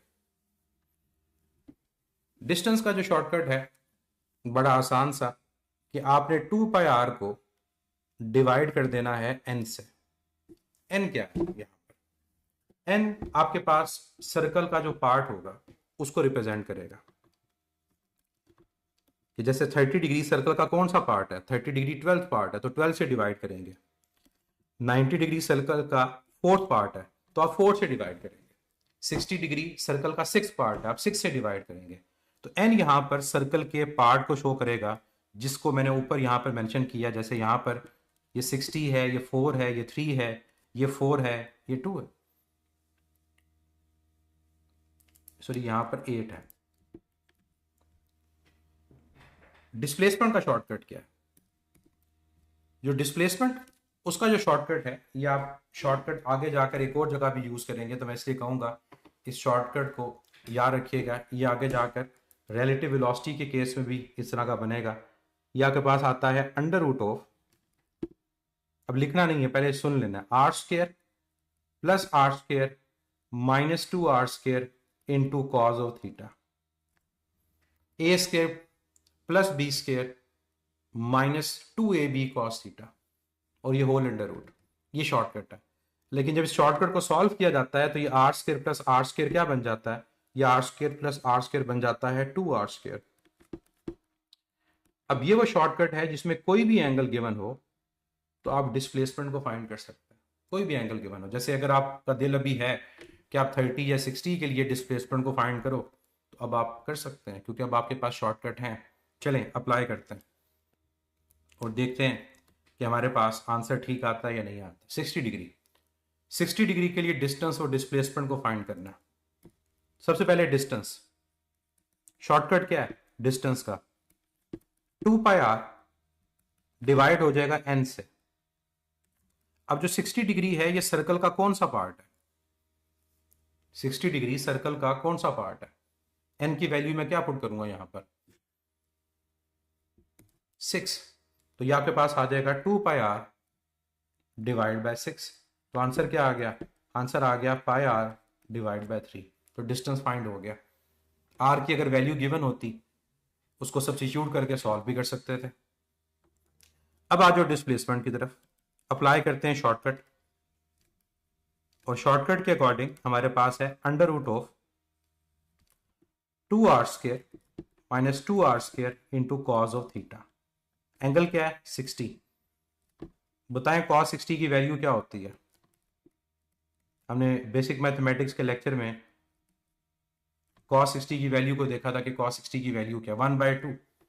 तो cos 60 1/2 है, उसको 1/2 को यहां सब्स्टिट्यूट कर दें तो यह आ जाएगा 2r² माइनस 2r² और साथ आ गया 1/2। ये 2 आपके पास क्या हो जाएगा, कैंसल आउट हो जाएगा। 2 कैंसल आउट हुआ तो क्या रिमेनिंग है 2r² minus r², that is equal to r²। Square under root से कैंसिल होगा तो r आपका राइट आंसर है। तो कितनी है डिस्प्लेसमेंट हमारे पास 60 डिग्री पर रेडियस के इक्वल। तो हमें एक इंफॉर्मेशन भी पता चली कि वो कौन सा एंगल होगा जिसमें हमारे पास सर्कुलर मोशन में डिस्प्लेसमेंट रेडियस के इक्वल है। तो किस एंगल पे डिस्प्लेसमेंट रेडियस के इक्वल है 60 डिग्री पर। क्लियर। अब अगर 45 हो आप उसको भी सॉल्व कर सकते हैं, अगर 30 हो आप उसको भी सॉल्व करते हैं। cos 30 को सॉल्व करना पड़ेगा। अगर फर्स्ट करो मैं इसको सॉल्व करता हूं 30 डिग्री के लिए, तब आंसर क्या आएगा।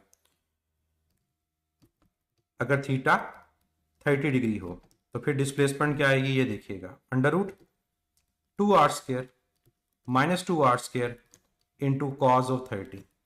अब cos 30 की वैल्यू होती है √3/2, तो 2r² माइनस 2r² और यहां पर आ जाएगा √3 डिवाइड बाय 2। ये 2 इस 2 से कैंसिल हो जाएगा। अब क्या रिमेनिंग है, ये आएगा 2r² माइनस क्या बचा यहां पर √3r²। अब √3 की वैल्यू आपको पता होनी चाहिए कितनी होती है। √3 की वैल्यू 1.7 होती है। √3 की वैल्यू 1.7, तो 2 में से 1.7 को सब्ट्रैक्ट करो, ये 0.3 आएगा। ऊपर अंडर रूट भी है और स्क्वायर अंडर रूट का कैंसिल होगा, ये आपका आंसर है 0.3√r। साइन बचे यूज नहीं होता इस शॉर्टकट में, सिर्फ कॉस यूज होता है। एंगल साइन में कभी नहीं दिया होता, एंगल तो सिंपल 30, 45, 60 डिग्री गिवन होता है। एंगल के साथ कभी साइन नहीं गिवन होता। तो ये समझ आ गया आपको कि 30 डिग्री अगर हो तो फिर आप लोगों को उन्हें कैसे सॉल्व करना है और क्या आंसर आएगा। अब बच्चों के माइंड में आता है कि अंडर रूट के नीचे अगर डेसिमल हो तो कैसे सॉल्व करते हैं। तो मैं आपको जो वीडियो दूंगा how to find under root without calculator, उसमें अगर डेसिमल के अंदर भी होगा तब भी आप अंडर रूट फाइंड कर सकते हो। कुछ अंडर रूट की वैल्यू आप लोगों ने याद रखनी है, जैसे √2 1.4 होता है, √3 1.7 होता है, √5 2.2 होता है, √10 3.2 होता है। ये चंद एक वैल्यूज आप लोगों ने याद रखनी है, ये आपको कई दफा हेल्प करते हैं डायरेक्ट क्वेश्चंस को सॉल्व करते हुए। नेक्स्ट, ये अब आपकी असाइनमेंट है। ये अब आप लोग आज के लेक्चर के बाद जब इसको रिवाइज करेंगे तो आप इस टेबल को फिल करेंगे कि सर्कुलर मोशन में आपके डिफरेंट पॉइंट्स हैं। बॉडी अपनी मोशन स्टार्ट करती है ए से जाती है बी पर, फिर बी से सी, फिर सी से डी और फिर डी से ए। या फिर ये एंगल गिवन होंगे 0 डिग्री 90 180 270 360, या टाइम गिवन होगा। आपने इन पॉइंट्स पे डिस्टेंस डिस्प्लेसमेंट को फाइंड करना है और उनकी रेशियो को फाइंड करना है। 90 180 हम आज के लेक्चर में कर चुके हैं, तो आपका काम सिर्फ 270 और 360 रह गया। 90 और 180 तो हम आज कर चुके हैं, क्योंकि जब बॉडी 90 पे जाती है तो ये सर्कल का 1/4 है। जब बॉडी 180 पे जाए जो उसका पॉइंट सी है तो वो सर्कल का हाफ है। तो ये दोनों हम कर चुके हैं, तो रह क्या गया सिर्फ 270 और 360। ये अब आप लोगों ने कंप्लीट करना है और कल आप लोगों ने मुझे इसके आंसर बताने हैं कि क्या होंगे। अगर आपका दिल करे इस टेबल को एक्सटेंड कर लें और इस टेबल के अंदर 30 डिग्री 45 डिग्री और 60 डिग्री इसको भी ऐड कर लें और इन एंगल्स के ऊपर भी डिस्टेंस डिस्प्लेसमेंट को फाइंड करें। टाइम यहां पर क्यों दिया है, टाइम पीरियड। अगर आपका पूरा का पूरा सर्कल टी में कंप्लीट होता है तो जैसे आप एंगल को डिवाइड कर सकते हो आप टाइम को भी डिवाइड कर सकते हो कि अगर यहां टाइम 0 है तो यहां टाइम कितना होगा T/4, सर्कल का 4th पार्ट, तो टाइम T/4। यहाँ टाइम कितना होगा, अगर सर्कल का हाफ तो टाइम t/2, यहाँ पर टाइम कितना होगा 3t/4, और यहाँ टाइम कितना होगा t। तो एंगल और टाइम दोनों रिलेट करते हैं। फेज आप लोगों ने पढ़ा होगा एफएससी में, ये दोनों चीजें वहां पर इन्वॉल्व होती हैं। 360 डिग्री पे ऑब्वियसली क्लोज पाथ होगा तो डिस्प्लेसमेंट 0 के इक्वल आएगी।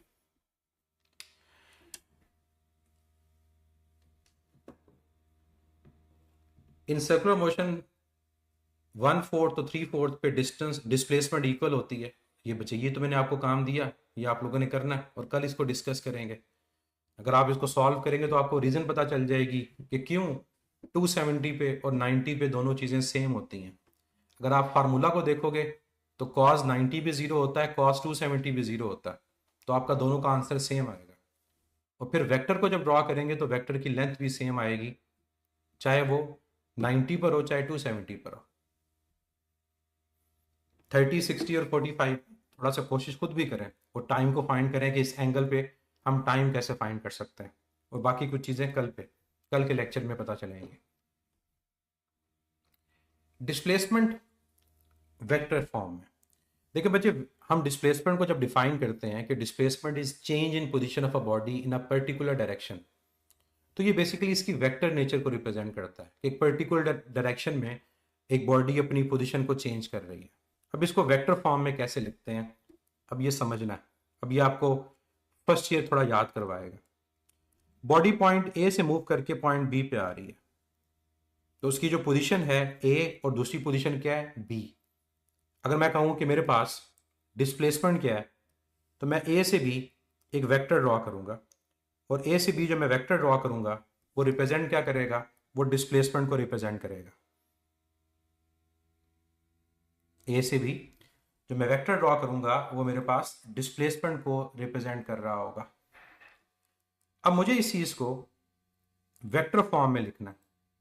किस तरह से लिखूंगा, कोई बच्चा जो बताना चाहे। अगर मुझे इस चीज को वेक्टर फॉर्म में लिखना है तो मैं किस तरह से लिखूंगा इसको, मैं पोजीशन वेक्टर की फॉर्म में लिखूंगा। किस फॉर्म में लिखूंगा, पोजीशन वेक्टर की फॉर्म में, कि मेरे पास अगर ये डिस्प्लेसमेंट जो है वो आर के इक्वल है और मुझे इसको कैलकुलेट करना है वेक्टर फॉर्म में, तो मैं दो पोजीशन वेक्टर ड्रॉ करूंगा। अब पोजीशन वेक्टर क्या होते हैं आपको याद करवा दूं।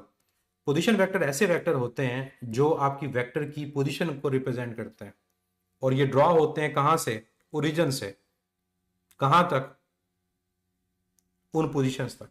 तो एक पोजीशन वेक्टर मैं ड्रॉ करूंगा उसके इनिशियल पॉइंट पे, और दूसरा जो पोजीशन वेक्टर मैं ड्रॉ करूंगा उसके फाइनल पॉइंट पे ड्रॉ करूंगा। पहले वाले को मैंने नाम दे दिया आर ए, और दूसरा मेरे पास क्या है आर बी।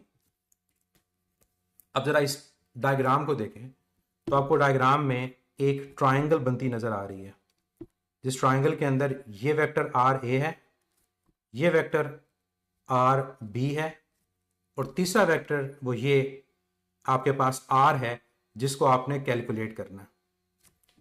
क्या इन तीन वेक्टर्स में से दो vector head to tail rule से ऐड हो रहे हैं? इन तीन वेक्टर में से क्या दो वेक्टर आपको हेड टू टेल रूल से ऐड होते नजर आ रहे हैं? कौन कौन सा? आर ए और आर। क्यों? इन दोनों की हेड और टेल मिल रही है, तो इनकी अगर हेड और टेल मिल रही है तो मैं क्या लिखूंगा, r a plus r is equal to r b. तो मुझे क्या चाहिए, मुझे तो आर चाहिए। आर ए को यहां पर ले जाओ तो आर किसके इक्वल आया, r b minus r a. What is this? This is basically definition of displacement, कि जब हम किसी पोजीशन का चेंज फाइंड करते हैं, डिफरेंस का मतलब है चेंज, तो हमें क्या मिलती है, हमें डिस्प्लेसमेंट मिलती है।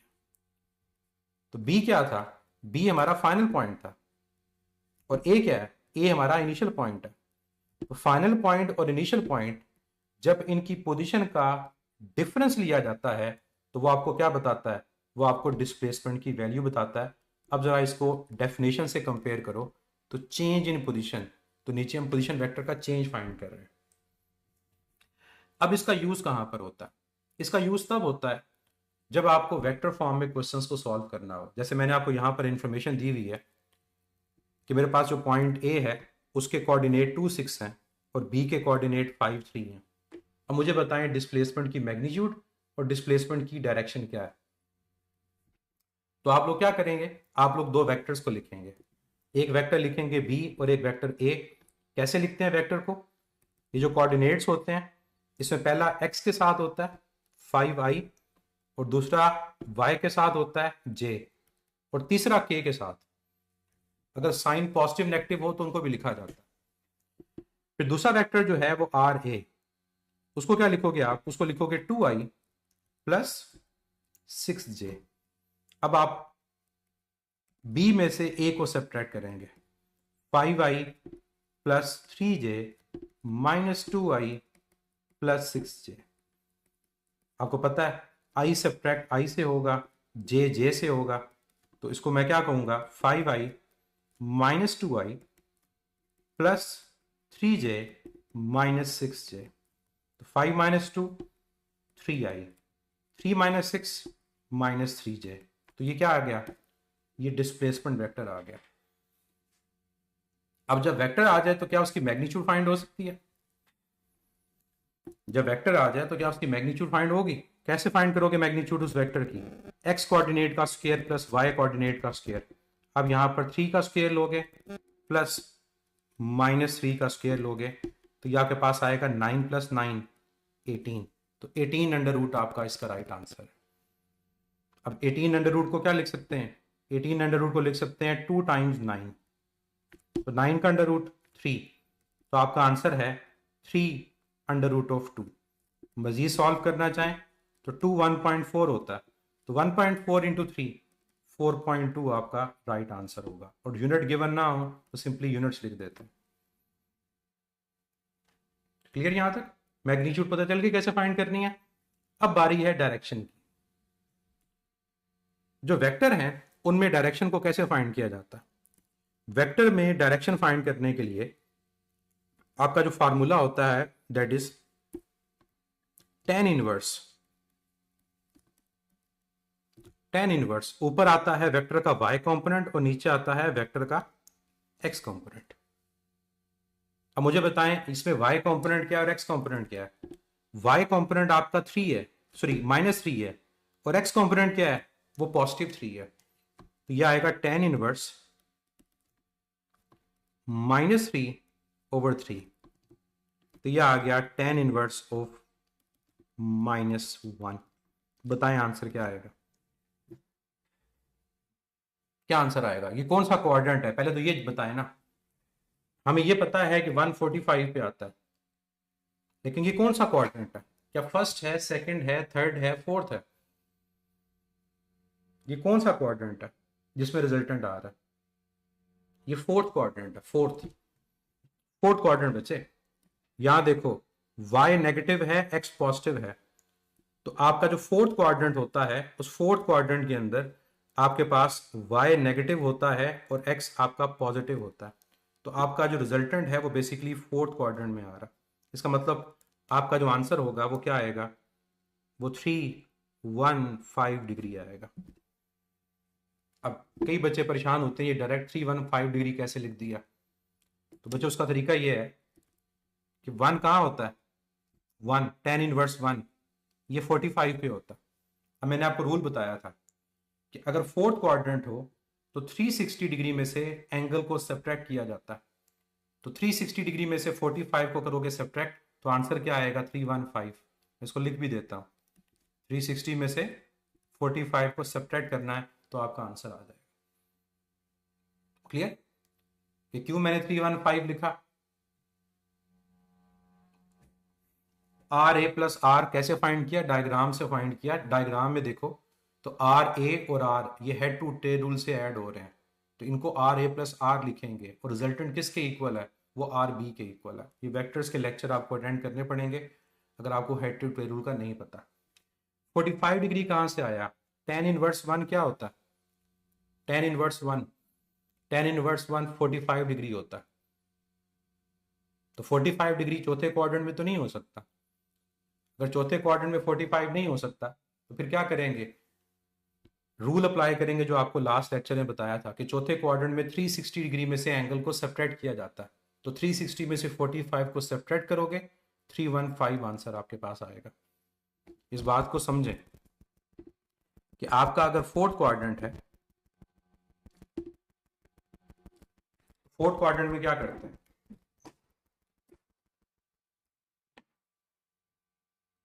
फोर्थ क्वाड्रेंट कैसे आया? अगर आप इस वेक्टर को देखो बच्चे, तो 3i माइनस 3j लिखा हुआ है।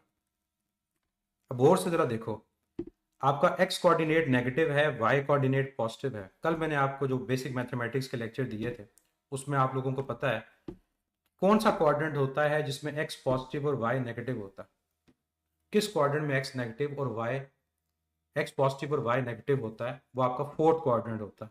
तो ऐसे पता चला कि फोर्थ क्वाड्रेंट है। आपने इन साइंस को देखना होता है, x पॉजिटिव y नेगेटिव, अगर दोनों नेगेटिव होते तो थर्ड क्वाड्रेंट होता। अब 315 कैसे आया? देखो बच्चे, जब आप 1 यहां पर लेकर आ रहे हो tan इनवर्स 1, तो आप सबको पता है कि tan की वैल्यू 1 कब आती है। इनवर्स को रीड करने का मेथड ये होता है कि आपने आंसर देखना है, तो आंसर है 1। अब tan इनवर्स की वैल्यू 1 कब आती है? tan इनवर्स 1 आपके पास आता है 45 पे। tan इनवर्स 1 को क्या आता है? 45 पे। अब मैं यहां पर लिख देता हूं 45 डिग्री। अब समझिएगा इस बात को, मैंने 45 लिख दिया, देखिए साथ नेगेटिव साइन भी आएगा इस नेगेटिव की वजह से। अब ये आंसर ऑप्शन में मेंशन नहीं है, 45 या नेगेटिव 45 ऑप्शन नहीं है। फिर आपको ये भी पता है कि चौथे क्वाड्रेंट के अंदर 45 तो हो नहीं सकता, चौथे क्वाड्रेंट में 45 हो नहीं सकता, तो फिर ये नेगेटिव 45 क्यों आया? कल आपको मैंने रीजन बताई थी कि जब आप क्लॉकवाइज एंगल लेते हो, दिस वन क्लॉकवाइज, तो क्लॉकवाइज एंगल नेगेटिव होता है। तो आपको इस फार्मूला से नेगेटिव 45 मिला जो क्लॉकवाइज एंगल है, और आपने कौन सा एंगल फाइंड करना होता है?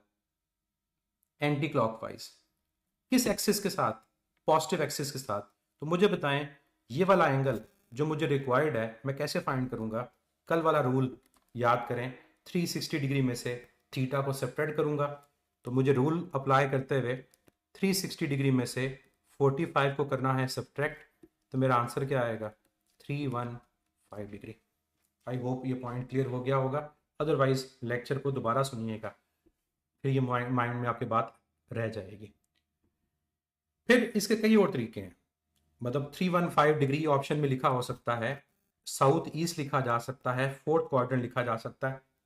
डायरेक्शंस ठीक है, जो चौथा क्वाड्रेंट होता है वो साउथ ईस्ट होता है, पहला नॉर्थ ईस्ट, दूसरा नॉर्थ वेस्ट, तीसरा साउथ वेस्ट। तो ये चीजें डायरेक्शन के एतबार से क्लियर होनी चाहिए। आज का लास्ट पॉइंट, हमारे पास दो वेक्टर्स गिवन है और उन वेक्टर्स में उनके कोऑर्डिनेट्स गिवन है। ये कोऑर्डिनेट्स हैं a1 b1 c1, ये a2 b2 c2, ये कोऑर्डिनेट्स हैं। जैसे यहां ऊपर कोऑर्डिनेट क्या थे? 5 3 और 2 6। तो अगर आपको कोऑर्डिनेट्स गिवन हो, अगर कोऑर्डिनेट्स गिवन हो और आपको कहा जाए कि a से b मैग्नीट्यूड ऑफ डिस्प्लेसमेंट क्या है, तो याद रखें आप डायरेक्ट इसको फाइंड कर सकते हैं, और जिस फार्मूला के थ्रू डायरेक्ट फाइंड कर सकते हैं उस फार्मूला को बोलते हैं डिस्टेंस फार्मूला। और डिस्टेंस फार्मूला कैसे अप्लाई करते हैं इसको याद रखना है आप लोगों ने। आपने x कोऑर्डिनेट को x कोऑर्डिनेट से सेपरेट करना है, a2 को a1 से, y कोऑर्डिनेट को y कोऑर्डिनेट से सेपरेट करना है, और जो z कोऑर्डिनेट है उसको z कोऑर्डिनेट से सेपरेट करना है। तीनों का स्क्वायर लेके ऐड करें, आपका डिस्टेंस फाइंड हो जाएगा। हमने भी तो यही किया। अगर आप इस ऊपर वाली कैलकुलेशन को देखो तो ये वही तो हो रहा है कि आपने 5 को 2 से सेपरेट किया, 3 आया। आपने 6 में से 3 सेपरेट किया या 3 में से 6 सेपरेट किया, वो -3 आया, उसका स्क्वायर लेकर ऐड किया, आंसर 18। तो इस फार्मूला को क्या बोलते हैं? Distance formula. लेकिन डिस्टेंस फार्मूला आपको मैग्नीट्यूड बताता है, या आपको डायरेक्शन नहीं बताता। तो डायरेक्शन के लिए फिर आपको ऊपर वाला मेथड फॉलो करना पड़ता है, वेक्टर फॉर्म वाला, फिर जाके डायरेक्शन फाइंड होती है। तो अगर किसी क्वेश्चन में डायरेक्शन नहीं फाइंड करनी तो डायरेक्ट डिस्टेंस फार्मूला अप्लाई करके मैग्नीट्यूड फाइंड कर लें। लेकिन अगर डायरेक्शन फाइंड करनी है तो फिर आपको वही मेथड फॉलो करना पड़ेगा कि बी में से ए को सेपरेट करना पड़ेगा, और जब फाइनल में से इनिशियल को सेपरेट करोगे वेक्टर आएगा, फिर डायरेक्शन फाइंड पता चलेगी। अगर सी ना हो तो जीरो लिखते हैं, अगर सी ना हो तो उसको जीरो लिखते हैं। क्लियर? अगर 315 हो और -315 हो, फिर -315 का मतलब खुद देखें क्या, 45 डिग्री, क्योंकि -315 का मतलब क्या होगा, ये देखें, आप क्लॉकवाइज एंगल शुरू करोगे यहां से, इस जगह से, और यहां तक पहुंचोगे, ये जो आपका एंगल होगा ये होगा -315। तो -315 का मतलब क्या होता है, -315 का मतलब होता है 45। ये हम ही सोच सकते हैं, ऐसे क्वेश्चन एग्जामिनर ऐसे क्वेश्चन नहीं देता।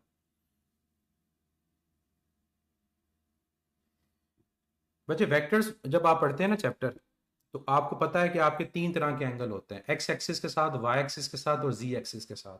जब तीन कोऑर्डिनेट गिवन होते हैं तो फिर तीन एंगल्स इन्वॉल्व होते हैं, अल्फा, बीटा और गैमा।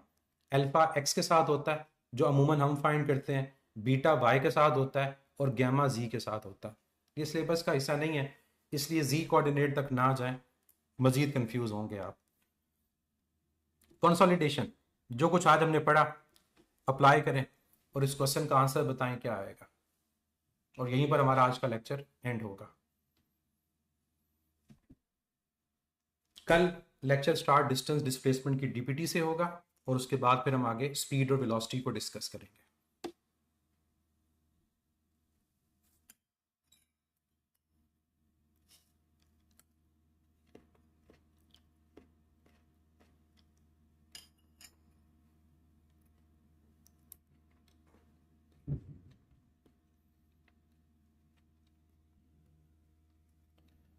अगर कोऑर्डिनेट्स गिवन है तो पहले वेक्टर फाइंड करें।